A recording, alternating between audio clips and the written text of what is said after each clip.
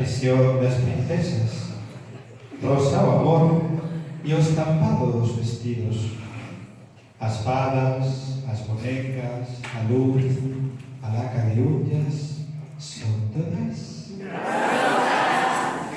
As portadas das revistas que nos deseñan os ollos feitas están tamén co fulgor tan delicado do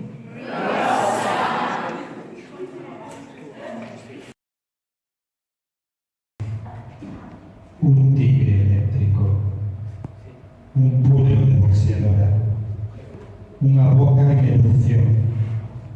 unha cabeza contra as nubes, un tornado dentro dun vaso, unha montaña rusa, un carrusel de sorpresas, un campo de batalla, un circo hormonal contra